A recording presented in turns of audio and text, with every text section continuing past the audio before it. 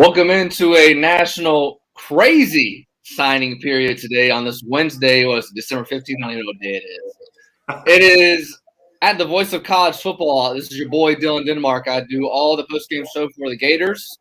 Before we start, let's make sure we're liking and subscribing to all the channels at the Voice of College Football for the SEC, the Gator channel, and all of the Gators. Not all the Gator channels, only one of those.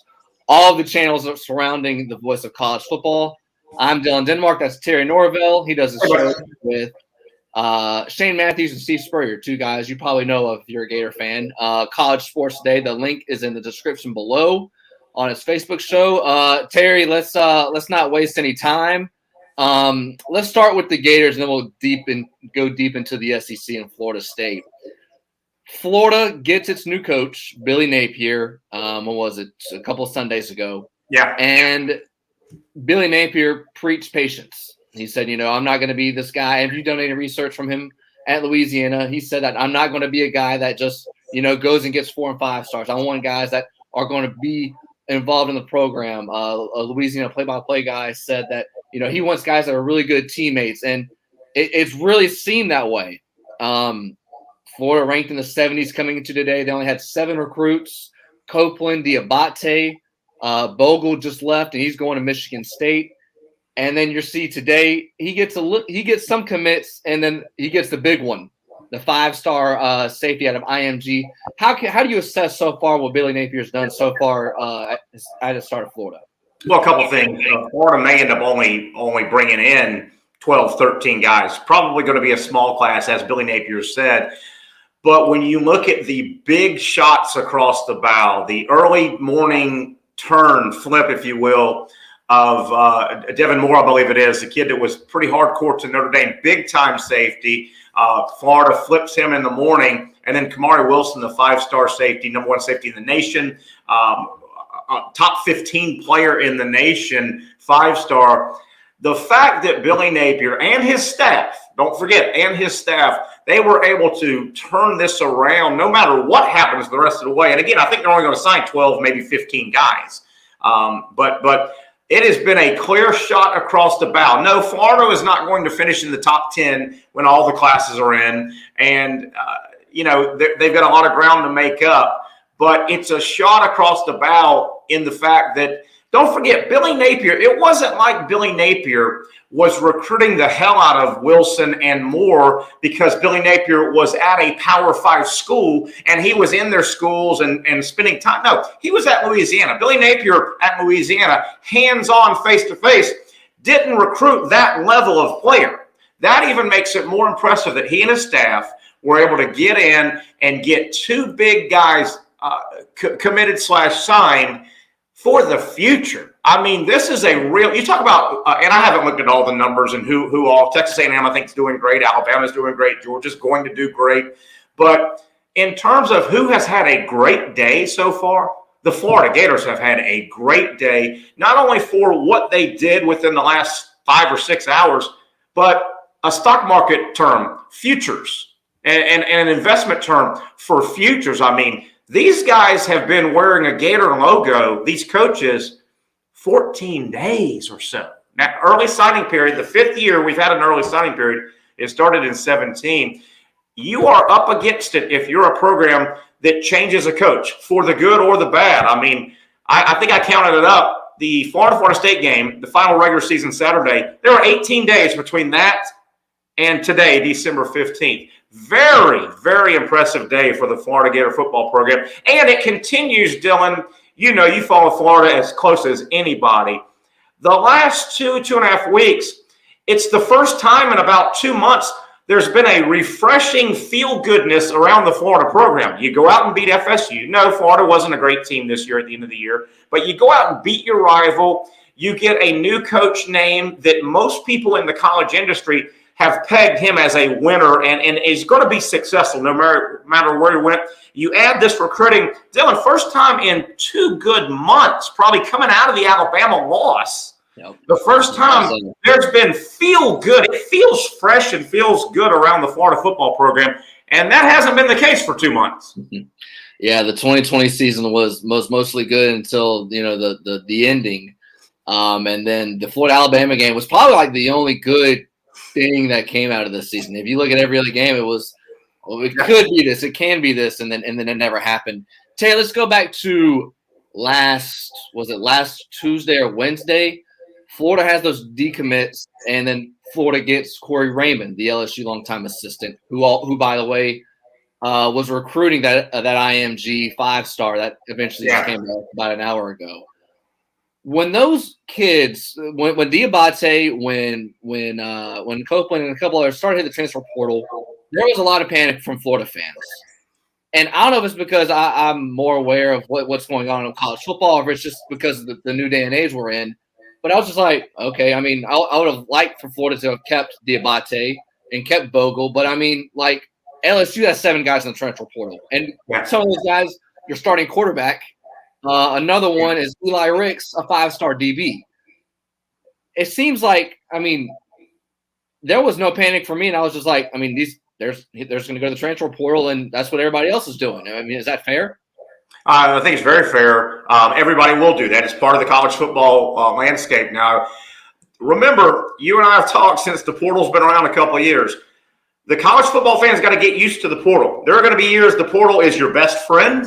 You're going to plug in a left tackle that you needed. You're going to plug in a cornerback that you needed. You may find a star running back or a receiver. There's going to be years that the portal is your mortal enemy. It's going to be like finding $20 in your pocket sometime. You go, well, that's great. Well, it's not going to be there every time. The portal also, it's interesting. We're in this period now where there's the extra COVID year and the transfer without a sit-out period. So it's a unique time.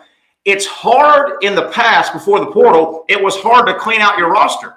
You can't cut guys. Yes, you can, but the damage it does down the road. If you go, hey, man, you're a senior to be linebacker. You're an average player. You're going to get some playing time here, but gosh, we wouldn't mind freeing up a spot and cleaning out some roster spots. Well, it's hard to cut a guy because of the relationship you may be killing. That guy came from some high school somewhere. A Diabate or a Bogle or a Copeland out in Pensacola. The portal can help you clean your roster out and start fresh. You better learn how to use it. And we'll never know the inside discussions, but a lot of times the guys that jump in the portal were kind of nudged, not cut, but nudged by the coaching staff, the new staff that came in and had their not exit interviews, but introductory interviews. Hey, looks like you're doing this. I know you've got one more year. You know, we're going to open it all up. Nudge, nudge. So that's go ahead. And one more thing I'll add to this, and then I'll go to Florida State.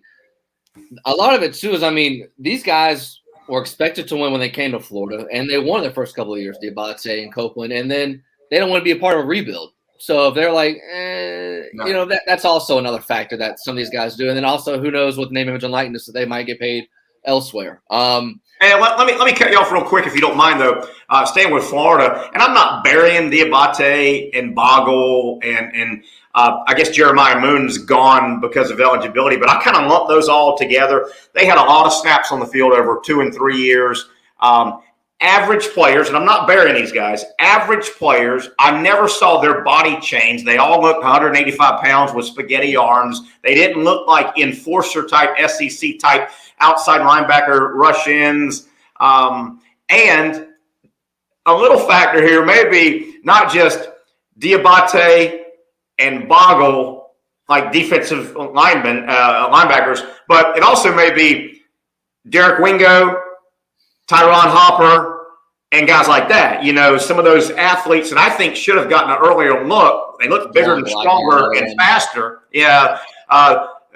You know, those guys know those other guys are on the roster as well. You just speaking of the transfer portal, and this is not the transfer portal, but this is recruiting pretty much. It feels like the transfer portal. This morning there was rumblings that Florida State, the top recruit, Travis Hunter, defensive back out of the state of Georgia, he was signed with Florida State or verbally, I think since March. Yeah. Now he's going to Jackson State. In other words, Jackson State dropped an absolute bag. If you old folks don't know what that means, they're paying this dude a lot of money, 7 figures. What was your initial reaction when you first saw this? Because Terry, from a lot of people that I've listened to today, this is the biggest flip that's ever happened in recruiting. Yeah, in modern recruiting, in modern NIL, in modern day recruiting. I mentioned a moment ago a huge positive day for Florida, an absolute nightmare day for Florida State. The optics of this look bad. He's a guy that, as you said, was verbally committed, number 2 player in the country, I think you just said, if I remember right, and not to a power school, but to a lower division school, and it sounds like it's all NIL. Don't forget, Florida State just lost their offensive coordinator as well. So the Noles, they had a weird year. It was a disaster to start out with 0-4, lost to Jacksonville State. You and I and everybody in the world was saying they may only win 2 games. Florida State really righted the ship. They went 5-3 their last 8 games, and kind of it looked like, and he may have, Mike Norvell had cleaned out the locker room and the culture had changed. And yes, they lost their game to Florida and they don't go to a bowl game. But then to have this kind of stuff happen, yesterday the announcement Mike Norvell was extended. Today, the offensive coordinator officially goes to Oregon, and this happens. Yeah, just a bad, bad day. And so let me sum it up real quick, and I'm going to stay with what you were talking about. Great day for Florida so far. Terrible day for Florida State. And tying in what you said about the bags and the 7 figures, a scary day for college football. Where is it going? I'm all for the NIL, but be careful. I don't know where the NIL is going to take the great game of college football. Dylan, we can't be far away because, you can't really cheat a lot anymore. The money's on the table.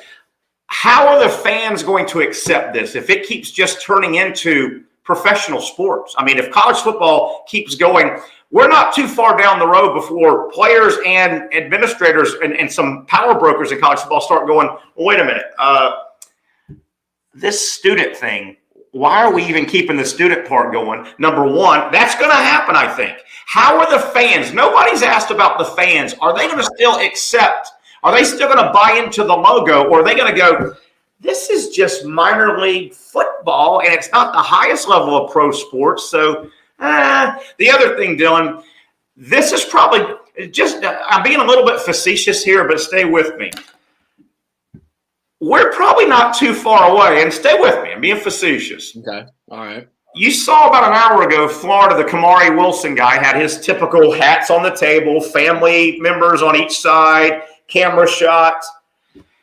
Dylan, where this is going, how's the fan going to stomach if you turn on one of these announcements in the very near future, and behind that setup, okay, the player and the family, behind them are 3, maybe 4 businessmen, alumni, rich dudes, legally, this guy's holding a big golf check with money on it, right?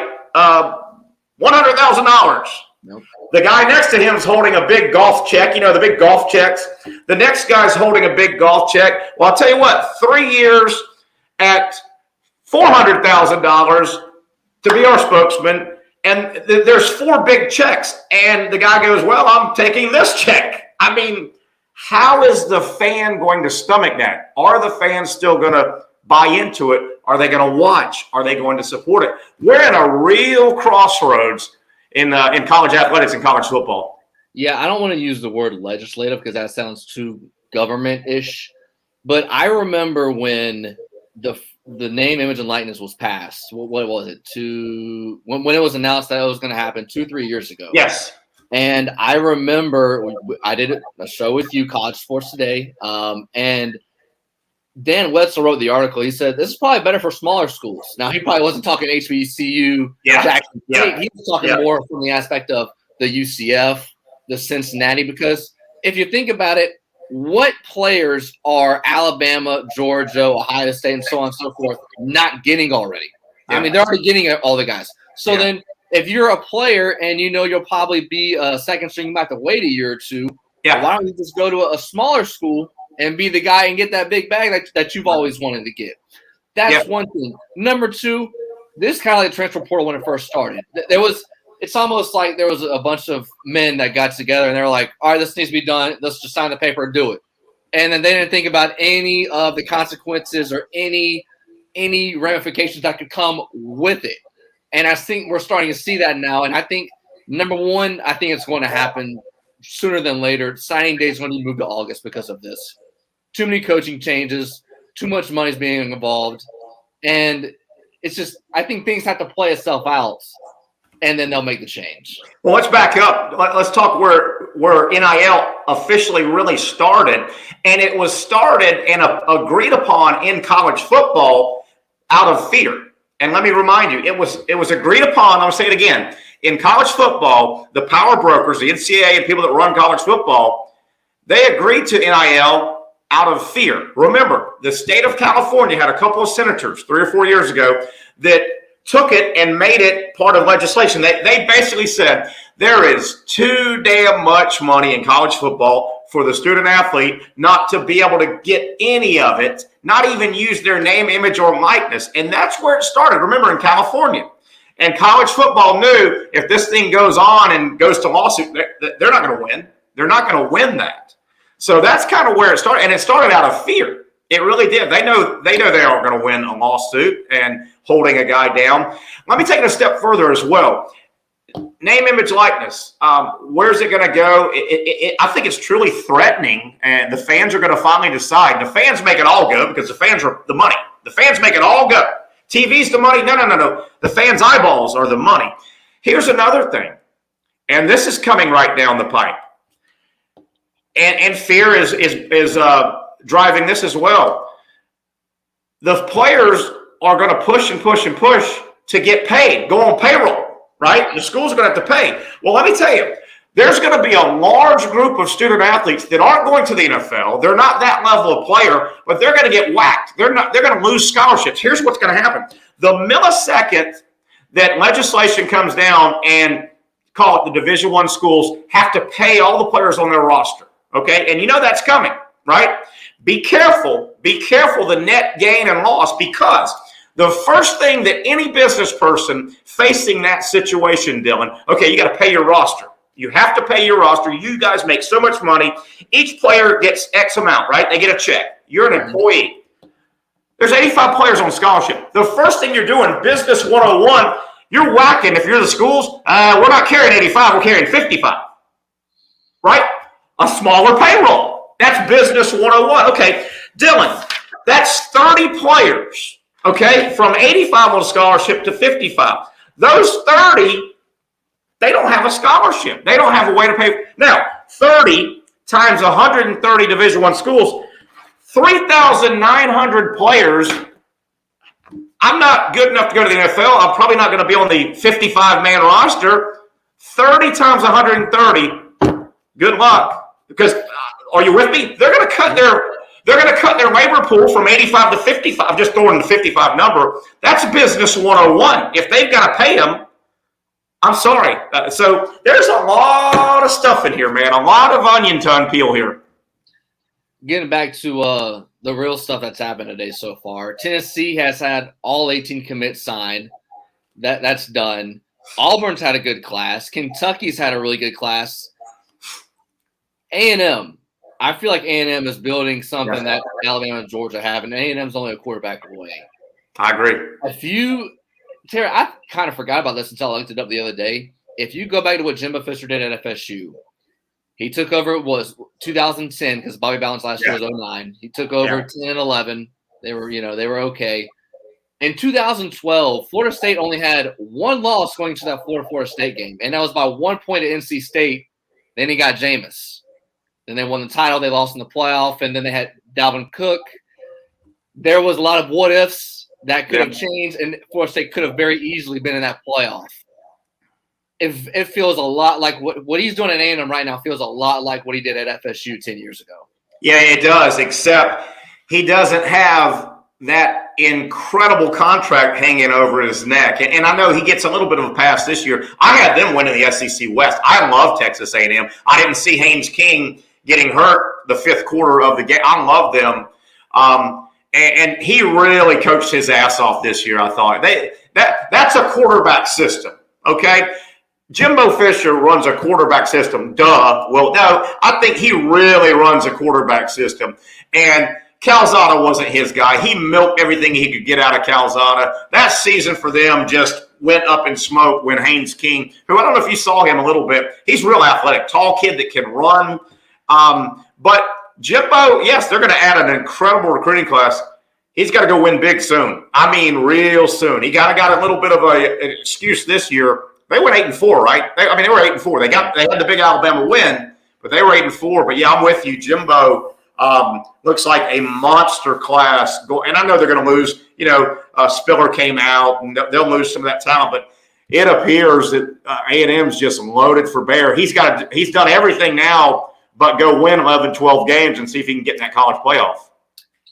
Yeah, one more thing, Terry, and I'll let you go. The SEC's had another great day. Missouri's another school that I forgot about. That's had another good day. I think that Missouri's in the top 15. Georgia, another top class. 5-star, 4 stars loaded everywhere.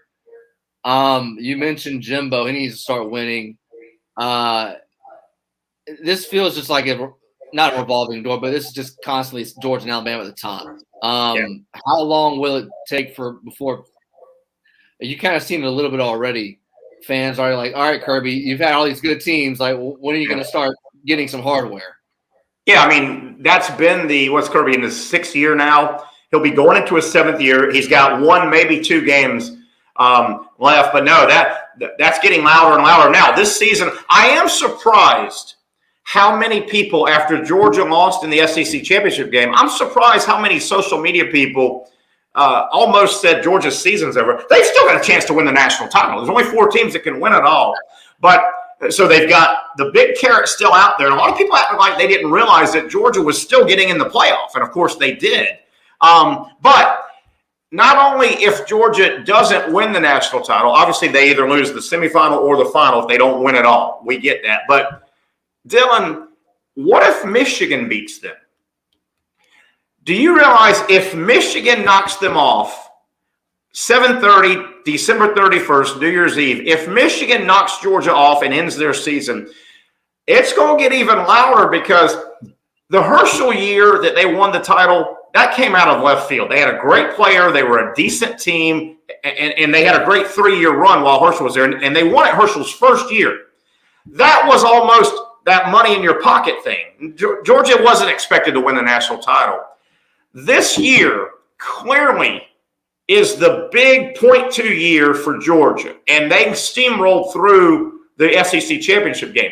Getting back to my point, Dylan, if Michigan knocks off Georgia, Georgia fan and the angry, mean social media world is going to really give it to Kirby. They're going to say, wait a minute, Kirby, this was your best team.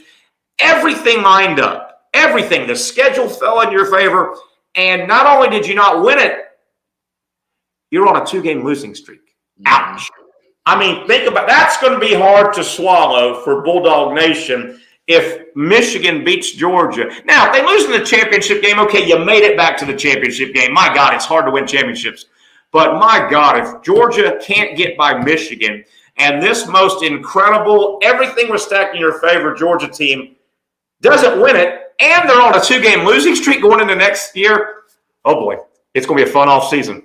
Yeah, it's you have a lot of questions to answer, especially if he rolls out with Stetson Bennett, and Stetson Bennett doesn't get the job done again when you know JT Daniels is probably going to be on an NFL roster along with probably maybe Carson Beck and Bob with Vandergriff on the bench as well. And Dylan, didn't Georgia sign the Gunnar Stockton kid or whatever his name is, the hotshot quarterback today? I think they signed another 4.5 5-star quarterback. So there's going to be some movement in that quarterback room at Georgia. There just has to be. I mean, Bennett can come back. Daniels is there. Carson Beck from Jacksonville's there. Vandergriff is there. And if they signed Gunnar Stockton, I think they did. A lot of movement in that quarterback room. Is it Kirby movement? Is it voluntarily moving? And Kirby hasn't shown he knows how to run a quarterback room real well. Terry, last thing, and I'll let you go. Guys, if you missed any of the show, it's archived on the Voice of College Football's YouTube channel on the SEC and the Gator channel. We talked a lot of Florida State, the SEC. I think we believe A&M's building an empire. Terry, talk about your show before I let you go and what they can catch with College Sports Today. Okay, and before that, don't forget, we haven't even talked about the next recruiting and signing period, which is the portal. Oh, yeah. I mean, the portal is going to play into all this. And then the December second signing period, which, Dylan, it appears that around 80% will sign. It's crept up every year. It started in 2017, the early signing period, and low 70s, and it's crept up. But yeah, the portal is going to factor into this thing. You mentioned rebuilding.